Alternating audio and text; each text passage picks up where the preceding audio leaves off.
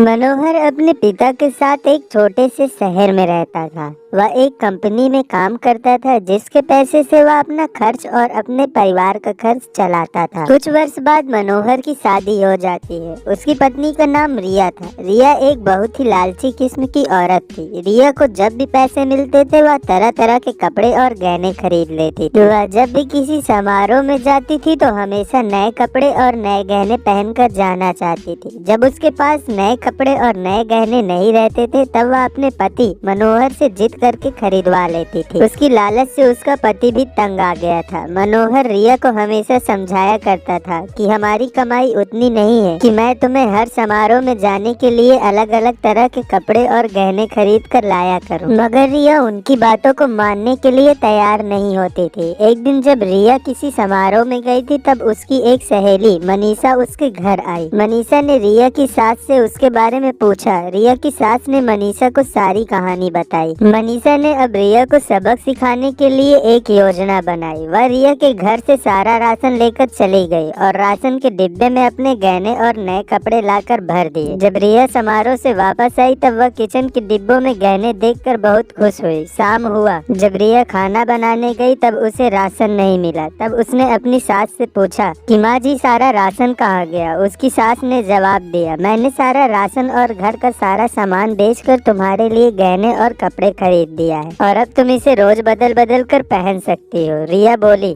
मगर मैं खाने के बिना गहने और कपड़ों का क्या करूंगी। तभी उसकी सहेली मनीषा आई और उसने रिया को सब कुछ बताया। किया तुमको सबक सिखाने के लिए किया गया था। अब रिया को समझ में आ गया था कि जीवन जीने के लिए सबसे ज्यादा जरूरी भोजन होता है, न कि बदल बदल कर गहने और कपड़े पहनना। रिया अब अपने पति की कमाई के अनुसार सारा काम करती थी और वह खुशी खुशी रहने लगी। दोस्तों, अगर आपको ये कहानी थोड़ी सी भी पसंद आती है तो वीडियो को एक लाइक करके जरूर जाइएगा और हमारी मेहनत सफल हो सकती है आपके केवल एक सब्सक्राइब से। तो चैनल को सब्सक्राइब जरूर करिएगा।